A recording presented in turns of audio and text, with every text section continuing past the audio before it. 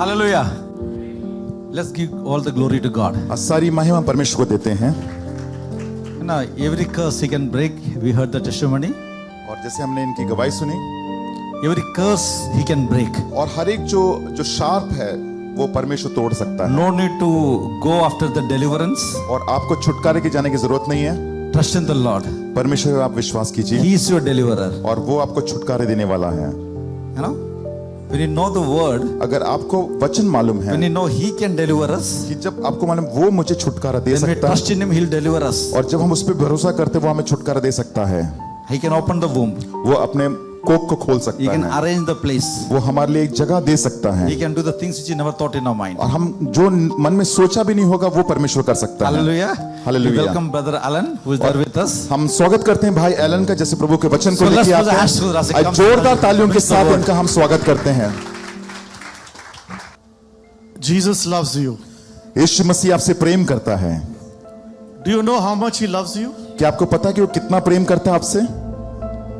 If you have not experienced that love, you need to experience it. अगर आपने इसका अनुभव नहीं किया तो आपको इसका अनुभव करना जरूरी है, Because his love is far beyond what you can think what love is. क्योंकि प्रभु का जो प्रेम है, जो आपने सोचा प्रेम के बारे में, उससे भी बहुत बढ़कर है।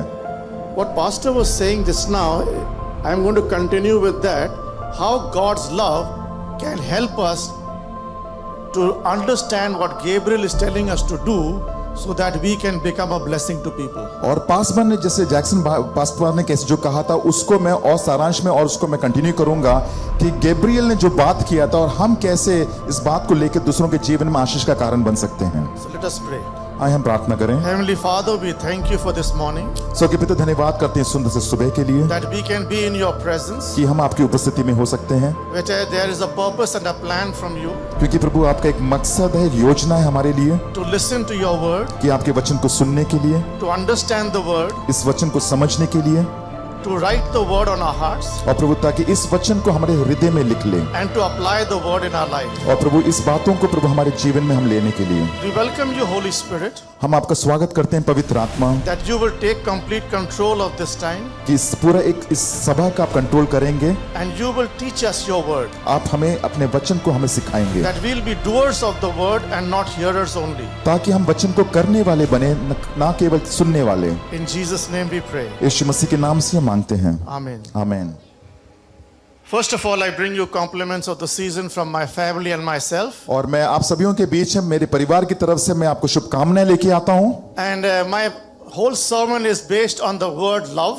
और मेरा जो पूरा जो सभा का जो मैंने जो आज तैयार किया वो प्रेम के बारे में है, And that love is godly love. और ये जो प्रेम है वो परमेश्वर का प्रेम है, It's not the worldly love. और ये सांसारिक प्रेम नहीं है।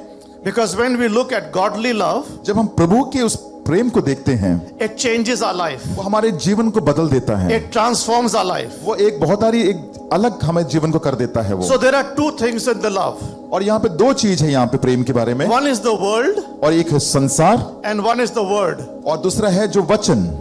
In 1 John 2:15, और पहला जॉन का यूहन्ना का 2:15 में लिखा है, it says there, ऐसे कहते हैं do not love the world or the things of the world. कि इस जगत से प्रेम ना करो, इस जगत के साधनों से प्रेम ना करो। If you love the world or the things of the world, the love of the Father is not in you. तुम ना तो संसार से और ना संसार में की वस्तुओं से प्रेम रखो, यदि कोई संसार से प्रेम रखता है तो उसमें पिता का प्रेम नहीं है। So when we look at this whole concept of God's love, और जब हम इस कॉन्सेप्ट को देखते हैं, परमेश्वर के इस प्रेम को, we should understand that God has loved us with everything He had. इसका मतलब ये हमें ये समझना है कि परमेश्वर ने अपने प्रेम से हमें प्रेम किया है, जो उसके पास जो कुछ है उससे हमें प्रेम किया है। Do we give Him everything? क्या हम सब कुछ प्रेम परमेश्वर को लौटा देते हैं सब कुछ? Do we give our hearts completely to God? क्या हम अपने हृदय को परमेश्वर को पूरी तरह से दे देते हैं? Can you tell God today, Lord, my life is for you only? क्या आप आज सुबह के वक्त बोल सकते हैं कि हाँ प्रभु, मेरा जीवन पूरा प्रभु आपके लिए है? If that is the reason that you can say, yes, God, I love you with everything, then it means that you've given your life to Jesus. और अगर आज सुबह आप बोल सकते हैं हाँ मैंने अपना जीवन दे दिया है, तो इसका ये मतलब है, अगर दे दिया का मतलब है कि आपने सब कुछ दे दिया है संसार का। Then there is no doubt and no fear. और उसके बाद कोई शंका या कोई डर नहीं होगा। 2 Timothy 1:7 says, I have not given you a spirit of fear, but of power, love and sound mind. और पहला तिमोथी का 7वां वचन में लिखा है कि Second Timothy. सेकंड तिमोथी में 7वां वचन में लिखा है, पहला का 7वां लिखा, क्योंकि परमेश्वर ने हमें भय की नहीं पर सामर्थ, प्रेम और संयम की आत्मा दी है। When there is love of Jesus Christ, there is no fear. जहां प्रभु यीशु मसीह का प्रेम है वहां पे कोई भय नहीं होता। When there is love of Jesus Christ, there is wisdom. और जहां पे प्रभु यीशु मसीह का प्रेम होता है वहां पे हमें ज्ञान होता है। When wisdom comes into our life, जब ज्ञान हमारे जीवन में आता है then we begin to see the glory of God. और तभी हम परमेश्वर की उस महिमा को देख सकते हैं। When we begin to see the glory of God, we begin to build relationship with God. और जब परमेश्वर की इस महिमा को देखते हैं तो हम एक रिश्ता बना देते हैं परमेश्वर के And साथ। when we build relationship with God, we obey God. और जब प्रभु के साथ हम एक रिश्ता बनाते हैं तब हम लोग आज्ञा का पालन करते And हैं, that's because of the love of God. और केवल वो परमेश्वर के प्रेम की वजह से है। Because John 14:15 says, if you love me, obey my commands. और यूहन्ना का 14 का 15 वचन में लिखा है, अगर तुम मुझसे प्रेम करते हो तो मेरी आज्ञा का पालन करो। So the command is, love the Lord your God with all your heart, all your mind, all your soul, all your strength. Love your neighbor as yourself. और यहाँ पे लिखा है कि अगर तुम मुझसे प्रेम करते हो पूरे तन मन से, अपने आत्मा से, तो अपने जो पड़ोसी है उनसे भी तुम प्रेम करो। If we love people, we will not gossip about people. और अगर आप लोगों से प्रेम करते तो आप उनकी चुगली नहीं करेंगे। If we love people, we will not hate people. और अगर लोगों से आप प्रेम करोगे तो आप उनको आप घृणा से नहीं देखोगे। If we love people, we will not do against them anything wrong. और अगर लोगों से आप प्रेम करते तो आप उनके विरुद्ध कुछ नहीं करेंगे। Because God's word is very clear what love is. और क्योंकि परमेश्वर का वचन बहुत ही सिद्ध कहता है कि प्रेम क्या है। So I just want to ask you a question. और मैं आपसे इस सुबह के बाद एक सवाल पूछना चाहता हूं। If God says, I love you with everything I have, I want you to love me with everything that you have, and today I'm telling you, go and sell what you have, come follow me. What will you do? अगर मैं कहता हूं कि आपसे ये सवाल पूछता हूं कि जब आप कहते हैं कि मैं जो परमेश्वर से संपूर्ण रीति से प्रेम करता हूं, जो मेरे पास मैं दूंगा, और परमेश्वर भी कहते हैं कि मैं तुमसे संपूर्ण रीति से प्रेम करता हूं जो मेरे पास है, और मैं ये कहता हूं कि अगर सुबह के वक्त जाके आप बेच दो सब कुछ और प्रभु के पास आ जाओ, तो In Mark chapter 10, verse 17, there was a person who came to Jesus running. और मरकुस का 10वां अध्याय उसका 17 वचन में यहाँ पे यीशु मसीह के पास एक व्यक्ति आता है। And he says, Master, what must I do to inherit eternal life? और लिखा है कि गुरु मैं इस अनंत काल का जीवन को पाने के लिए मैं क्या करूं? And God told him all the commandments. और परमेश्वर यीशु मसीह ने पूरा जो आज्ञा का जो पालन है वो पूरा का पूरा बता दिया। And he says, I have done it from my youth. और उसने कहा कि उस व्यक्ति ने कहा मैं बचपन से इस बातों को कर रहा हूं। The Bible says Jesus looked at him with love. और पवित्र शास्त्र कहते हैं कि प्रभु यीशु मसीह ने उस व्यक्ति को प्रेम से देखा And said, you lack one thing. और कहा कि तुम्हें एक ही चीज की तुम्हारे अंदर घटी है। Go sell what you have, give to the poor, come follow me. और कहा कि जो कुछ तुम्हारे पास है उसको बेच के कंगालों को दे दो और उसके बाद तुम मेरे पीछे हो जाओ। What is that one thing that is keeping you away from the love of God? और कौन सा ऐसी चीज इस व्यक्ति को जो परमेश्वर से उसको दूर रखा था? What is that in your life which is keeping you away from the love of God? कौन सा ऐसी बातें जो एक चीज जो आपको आप परमेश्वर से दूर रखता है? God knows it. परमेश्वर जानता है, God knows it. परमेश्वर जानते हैं इसके बारे में। So today when you sit in the presence of God, जब प्रभु की उपस्थिति में आज जब बैठे रहते हैं आज, God is saying, I love you, परमेश्वर कहता है कि मैं तुमसे प्रेम करता हूं, but I want you to love me in the same way. और परमेश्वर कहता है कि मैं भी वैसे ही चाहता हूं कि जैसे मैंने तुमसे प्रेम किया तुम भी मुझसे वैसे ही प्रेम करो। So the first thing I'm asking God is, और मैं पहला चीज जो मैं परमेश्वर से ये पूछता हूं Lord, clean my heart and clean my mind. कि प्रभु तू मेरे हृदय को और मेरे मनों को तू शुद्ध कर दे। Why? Because the Bible says in Jeremiah 17:9, और क्योंकि पवित्र शास्त्र में यिर्मयाह का किताब का 17वां अध्याय उसका 9वां वचन में लिखा है, the heart is utterly deceitful. और लिखा है कि जो जो हृदय है वो धोखा देने वाला है, It is deceitful. और वो धोखा देने वाला हृदय होता है हमारा। So God's word is saying that. और परमेश्वर इसके बारे में कहता है, How can a deceitful heart have the love of God? और कैसे एक धोखा देने वाला हृदय परमेश्वर को उस प्रेम को ले सकते हैं अंदर? How can a heart which is full of lies can have the love of God? और जो हृदय जो पूरे झूठी बातों से भरा हुआ है वो परमेश्वर उस प्रेम को कैसे ले सकते हैं अंदर? How can a heart which is filled with deceit have the love of God? और कैसे वो जो दिल है, जो हृदय है जिसके अंदर पूरा धोखा है, वो कैसे परमेश्वर इस प्रेम को ले सकता है? And this is what was happening in the church at Corinth. और यही हो रहा था कलीसिया में, कोरिन्थ के कलीसिया में। So when Paul was at Ephesus, और जब पौलुस एफेसिस में जब था, so somebody brought the news to him और किसी ने एक ऐसा समाचार उनके पास लेके आए, that there is a lot of problem in the church in Corinth. और यहाँ किसी ने ऐसे कहा कि बहुत सारी समस्या उस कोरिन्थ कलीसिया में हो रही है, And there is a problem which is getting more and more bigger. और जो समस्या और बढ़ते जा रही है वहां पे।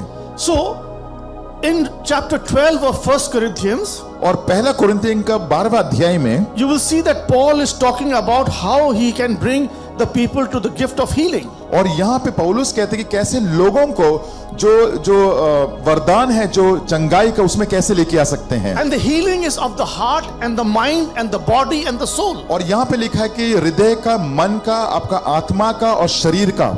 And that is why he begins chapter 13 with very important three things. और जो 13वां जो अध्याय है उसमें से 3 बातों से वो सिखाना चाहते हैं, which बहुत ही महत्वपूर्ण बात है। So if you look at chapter 13 verse 1, 2 and 3, he's saying there, though I speak with the tongue of men and of angels but have not love, I become like a sounding brass or a clanging cymbal. और लिखा कि यदि मैं मनुष्यों और स्वर्गदूतों की बोलियां बोलूं और प्रेम ना रखूं तो मैं ठनठनाता हुआ पीतल और झंझनाती हुई सांझ हूं। And though I have the gift of prophecy and understand all mysteries and all knowledge, and though I have all faith so that I can remove mountain but have not love, I am nothing. और यदि मैं भविष्यवाणी कर सकूं और सब भेदों और सब प्रकार के ज्ञान को समझूं और मुझे यहां तक पूरा विश्वास हो कि मैं पहाड़ों को हटा दूं, परंतु प्रेम न रखूं तो मैं कुछ भी नहीं। Verse 3, and though I bestow all my goods and feed the poor, and though I give my body to be burned but have not love, it profits me nothing. और यदि मैं अपनी संपूर्ण संपत्ति कंगालों को खिला दूं या अपनी देह जलाने के लिए दे दूं और प्रेम न रखूं तो मुझे कुछ भी लाभ नहीं। So when I come to church in the morning, जब मैं कलीसिया में सुबह के वक्त आया, there are 3 things which I should be able to do. और 3 बातें जो मुझे करना है। First is, पहली बात, Jesus, I'm going to your tabernacle to listen to you. और प्रभु मैं तेरे उस संदूक के पास आता हूं, तुझे सुनने, तंबू के पास आता हूं, मुझे सुनना है तुमसे। Teach me your word प्रभु मुझे तू अपना वचन सिखा and make me a blessing to others. और प्रभु मुझे एक आशीष का कारण बना दूसरों के लिए। 3 things. 3 बातें। And Paul began to teach on those lines. और पौलुस ने इस 3 बातों को सिखाया। So when we come to verse 4 or first of 1 Corinthians 13, he says, love suffers long and is kind, love does not envy, love does not parade itself, is not puffed up. और लिखा है कि 4 वचन में लिखा है, प्रेम धीरजवंत है और कृपाल है, प्रेम ढाल नहीं करता, प्रेम अपनी बड़ाई नहीं करता और फूलता नहीं। Now this is what Paul is writing in verse 4. और पौलुस यहाँ पे 4 वचन में यहाँ पे लिख रहा है ये। And I want you to see yourself in this verse. और मैं चाहता हूँ कि आप अपने आप को इस वचन में देखिए।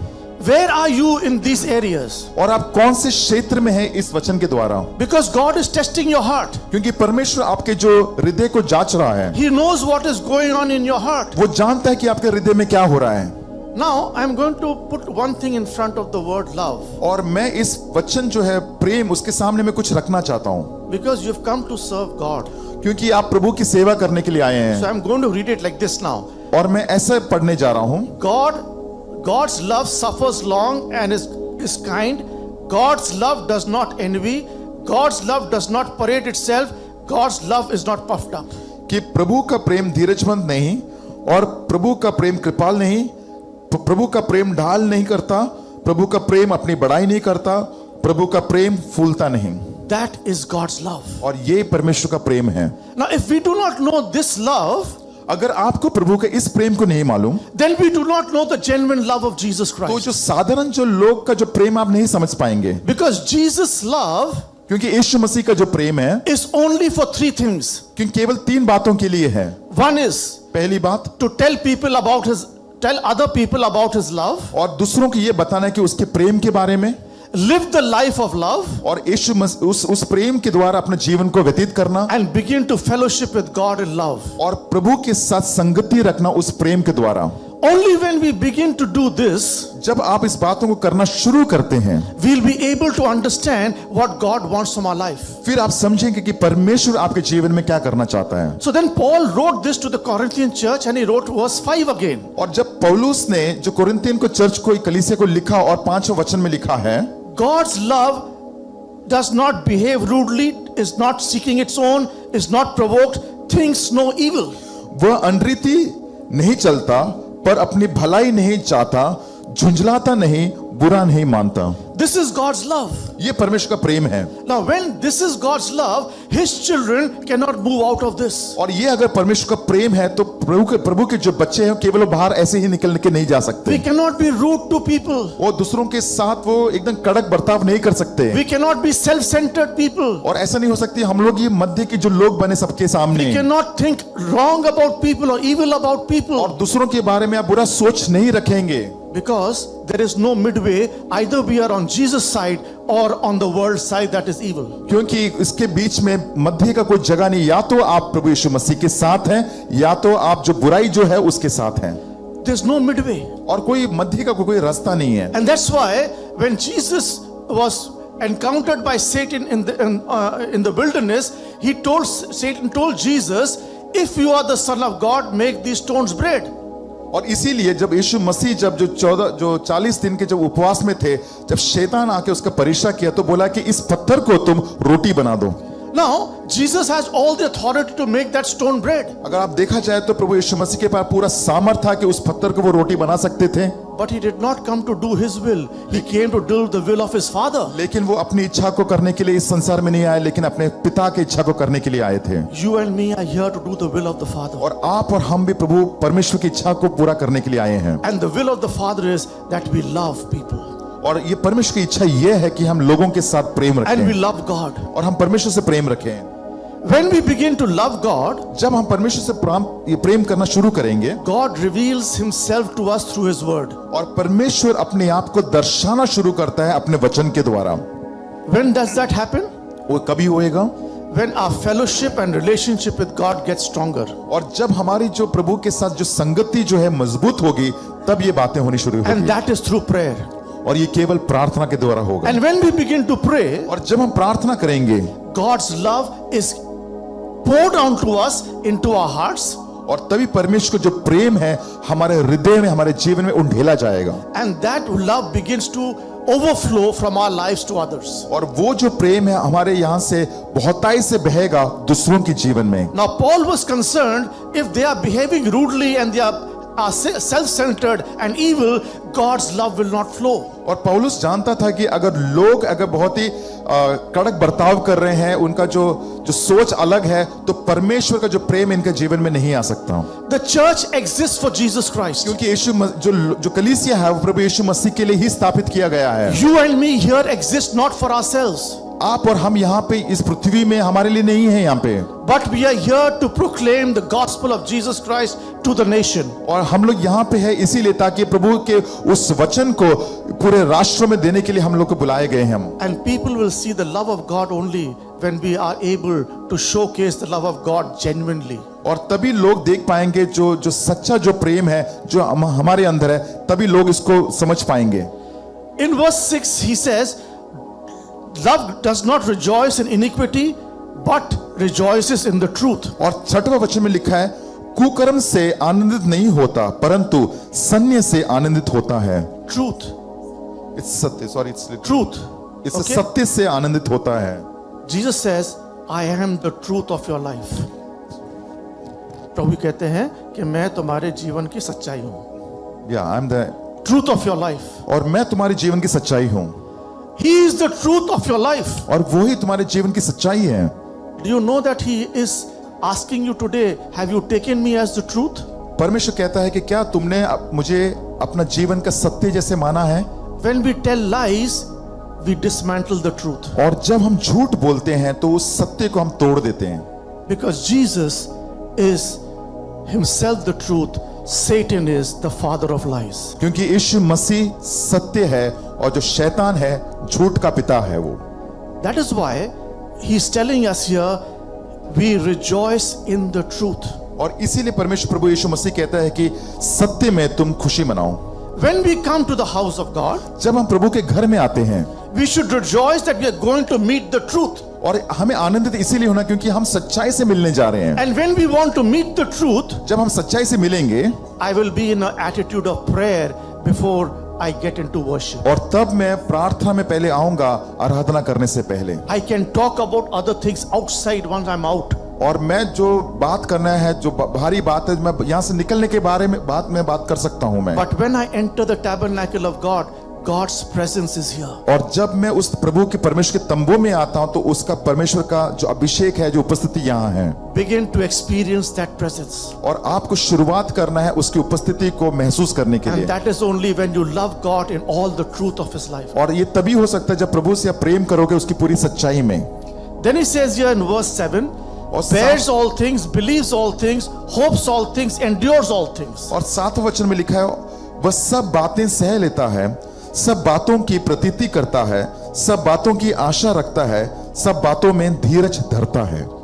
This is what the love of God does in our life. और यही जो है प्रभु का जो प्रेम मेरे जीवन में किया। So when Paul saw that this all was wrong that is happening in Corinth, he was very concerned. और जब पौलुस को पता लगा कि कोरिन्थ की कलीसिया में ये बातें जो गड़बड़ हो रही है, तब उसने ये सब बातें की। Because he knew when the people receive the word of God and they accept Jesus Christ as the Savior, the Holy Spirit indwells in them. और क्योंकि पौलुस जानता था कि अगर परमेश्वर के जो लोगों ने अगर इस बात को ले लिया, तब पवित्र आत्मा इनके अंदर वास करेगा। And the first fruit of the Holy Spirit is love. और पहला जो फल जो है पवित्र आत्मा का, वो है प्रेम। In Galatians 5:22, if you read, the first fruit of the 9th fruit is the first word love. और जो गलातियों का 5वां अध्याय उसका 22वां वचन में जो 9 फल है, उसमें पहला फल लिखा है वो प्रेम।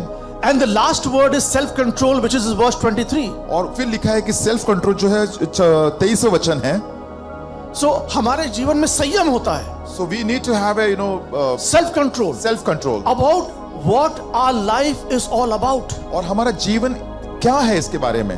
So when we are centered around God's love, जब हम प्रभु के उस प्रेम के मध्य में होते हैं, God loves us and His love never fails. और प्रभु का Verse प्रेम 8. कभी फेल नहीं होता। Verse 8, love never fails. प्रभु का प्रेम कभी फेल नहीं होता। Why? Because He loves you everlasting love. क्योंकि परमेश्वर प्रभु यीशु मसीह ने हमें अनंत काल प्रेम से हमें प्रेम किया है। So when Paul saw this happening in Corinth, जब पौलुस ने जब तक कोरिन्थ की कलीसिया में जब ये बातें हो रही हैं, so he became very angry about the whole thing. और इस बात को सोचकर वो काफी गुस्सा हो गए He was very troubled. और वो काफी ट्रबल हो गए थे। So what he did when he wrote this chapter of 13, और जब उन्होंने ये जो 13 का जो चैप्टर को जब उन्होंने लिखा, he said that love should come alive to the church in Corinth. और लिखा है कि जब ये प्रेम आएगा वो कलीसिया को एक जीवन देने के लिए आएगा। Means that love should be so much seen within the congregation और कि वो जो प्रेम है इतना दिखना चाहिए उस जो लोगों के बीच में, that people will know that they are followers of Jesus और Christ. फिर उनको मालूम पड़ना चाहिए लोगों को कि ये जो लोग हैं प्रभु यीशु मसीह के चेले हैं। Now the problem with the church today is और जो समस्या जो आजकल की कलीसिया की ये है, that we do not pursue love. और हम जो प्रेम के पीछे नहीं हो जाते हैं आजकल। If you look at chapter 14 verse 1, और हम जब देखते हैं 14 अध्याय उसका पहला 1 वचन, Corinthians 14 verse 1, पहला कुरिन्थियों का 14 अध्याय उसका पहला वचन, pursue love and desire spiritual gifts. प्रेम का अनुकरण करो और आत्मिक वरदानों की में धुन में रहो, विशेष करके ये कि भविष्यवाणी करो। So when we pursue love जब हम प्रेम की अनुकरण करते हैं and when we desire spiritual gifts, और जब हम लोग जो आत्मिक वरदानों के लिए हम रुके रहते हैं, God begins to work in our life. और तब परमेश्वर आपके जीवन में कार्य करना शुरू And He करता है, reveals to us the areas of concern which He has for our life. और वो अपने हमारे उस क्षेत्रों में काम करना शुरू करता है जहां पे हम कम पड़ते हैं, Because He wants that His love should be completely in our hearts. क्योंकि वो चाहते हैं कि उनका जो प्रेम है हमारे हृदय में संपूर्ण रीति से हो। When He allows us to love Him, जब हमें वो मौका देता है उनको प्रेम करने का, many times we don't love Him with all our heart. और कई बार हम अपने संपूर्ण हृदय से परमेश्वर से प्रेम नहीं रखते, Because we get away into doing things which we think is right. और क्योंकि हम अपने कामों के लिए थोड़े दूर हो जाते हैं परमेश्वर ले जिस तरह से हम करना चाहते हैं। That is what happened to Zechariah. और ये चीज हुआ जकरिया के साथ। So when we begin to become like Zechariah, और जब हम शुरू करते हैं कि जकरिया जैसा बनने की कोशिश करते हैं, we will not sing that song, the first song we sang in that place, तू ही मेरे लिए सब कुछ है. और then उसके बाद we are not going to sing a song that the song which we have sung in the beginning, that you are the everything for me, Because it doesn't mean anything. क्योंकि इसका कोई मतलब ही नहीं है. हमने गा दिया खाली. And we just sang for a purpose, that's it. But we are not pursuing what we are doing. लेकिन आप उसके पीछे धुन में नहीं है उसको गाने के लिए. That's the problem. यही समस्या है. That was the problem in Corinth. और यही समस्या थी कलीसिया जो कोरिन्थ की. So when Paul wrote this, जब पौलुस ने इस बात को लिखा, he said that how should we bring back love into the Corinth church? और कहा है कि इस प्रभु के इस प्रेम को हम इस कोरिन्थ कलीसिया में कैसे वापस लेके आ सकते हैं. Because God loves us unconditionally. क्योंकि परमेश्वर जो है हमें अनकंडीशनली हमसे प्रेम करता है. God loves us sacrificially. और जो प्रभु जो है हमारा बलिदान रहित हमसे प्रेम करता है. God loves us patiently. और जो संयम से हमसे प्रेम करता है. God loves us hopefully. और जो आशा के रोता हमसे प्रेम करता है. God loves us kindly. और परमेश्वर जो है वो अच्छाई से हमसे प्रेम करता है. He loves us without resentment and anger, और वो जो प्रेम करता है वो कोई गुस्सेपन से नहीं करते हमसे, without arrogance and pride. और उसके अंदर कोई घमंड या कुछ तुलना का कुछ बातें नहीं है, वैसे उससे नहीं प्रेम करते वो. So when Paul wrote this in chapter 14, जब पौलुस ने ये 14 अध्याय जब लिखे वो, he says in verse 2, और उन्होंने दूसरा वचन में ये लिखा, For he who speaks in tongue does not speak to men but to God, for no one can understand him, however the Spirit he speaks mysteries. क्योंकि जो अन्य भाषा में बातें करता है वह मनुष्यों से नहीं परंतु परमेश्वर से बात करते हैं, इसलिए कि उसको कोई नहीं समझता, क्योंकि वह भेंट की बातें आत्मा में होकर बोलता है. So today God has given you your Holy Spirit. आज परमेश्वर ने आपको पवित्र आत्मा दिया है. John 16:13 says, यूहन्ना का 16वां अध्याय उसका 13वां वचन कहता है, when he the Spirit of truth has come, जब प्रभु की आत्मा और सच्चाई की आत्मा तुम्हारे ऊपर आएगी, he will guide you into all truth. और वो तुम्हें मार्गदर्शन देगी हर सच्चाई में. He will speak nothing of himself, वो अपनी तरफ से कुछ नहीं कहेगा, but what he receives from the Father he will reveal to you. और जो पिता से उसने जो लिया है वही तुम्हें बताएंगे. So he will reveal the truth of God and he will reveal the love of God to you. और वो ही सुनाएंगे परमेश्वर के जो सच्चाई के बारे में, उसके प्रेम के बारे में. So today the four important point is चौथी जो सबसे महत्वपूर्ण जो बात है, that we as God's children, और प्रभु के बच्चे होने के नाते we need to understand हमें इस बात को समझना है that God is watching us. कि परमेश्वर हमारी ओर आंख लगा के बैठा है. And God is saying, I want to make you a blessing to the nation. कि परमेश्वर कहते हैं कि मैं तुम्हें राष्ट्रों के लिए आशीष का कारण बनाना चाहता But हूं. you are not allowing me to do it. लेकिन तुम मुझे वो मौका ही नहीं दे रहे तुम्हारे जीवन में काम करने की. Why? Because you are not calling out to me to know what is my will. क्योंकि तुम मुझसे पुकारते ही नहीं कि मेरी इच्छा क्या है, पूछते ही नहीं हो तुम. And Paul understood this. It was the problem in Corinth as well. और पौलुस इस बात को समझ चुका था, ये कोरिन्थ कलीसिया का समस्या है. So we as the children of God today और परमेश्वर के बच्चे होने के नाते have to ask God three things. और परमेश्वर से 3 बातों को पूछना है. Lord, what is hurting your heart about my life? कि प्रभु कौन सी ऐसी बात है जो आपको दुख दे रहा है, आपके हृदय को दुख दे रहा है. Lord, show me the way how to repent of my sins. प्रभु मुझे तू मार्ग दिखा कि मैं अपने पापों की क्षमा में कैसे मांगू. And third, Lord, I want to walk in communion with you. Show me the way. और प्रभु तीसरी बात है कि प्रभु मैं तेरे साथ में सहभागिता से मैं चलना चाहता हूँ. I will be sensitive to your Holy Spirit. प्रभु मैं सेंसिटिव रहूंगा तेरी पवित्र आत्मा में.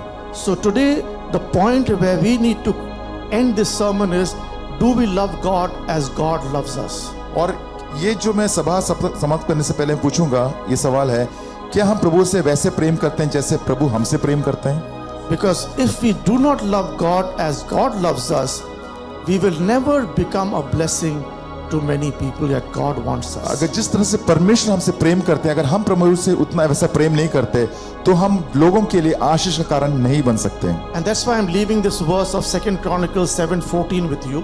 और दूसरा इतिहास, If my people who are called by my name अगर will humble themselves, pray, seek my face, turn from their wicked ways, I will look from heaven, forgive their sins and heal their land. Today you and me are here not for ourselves. We are here to heal this land. और आप और हम यहाँ पे केवल हमारे लिए नहीं आए, लेकिन इस भूमि को चंगाई देने के लिए आए हैं. And when we begin to do what these This verse is saying the four things: humble ourselves, seek God's face. Okay, God will begin to work in our lives. And verse 15 says, from this time onward, my eyes will be open and my ears attentive to the prayers offered in this place. और 15 वचन में लिखा है, जब से मैं जो प्रार्थना इस स्थान में की जाएगी उस पर मेरी आंखें खुली और मेरे कान लगे रहेंगे। God is watching. कि परमेश्वर आपकी ओर देखता है, He is looking at us. वो हमारी ओर देखते हैं He just wants us to surrender to Him. और केवल परमेश्वर ये चाहते हैं कि हम पूरी तरह से समर्पित करें, Submit to Him. पूरी तरह से समर्पित कर दें Resist the devil. और शैतान से दूर भागो। Draw nigh to Him. Draw nigh to Him.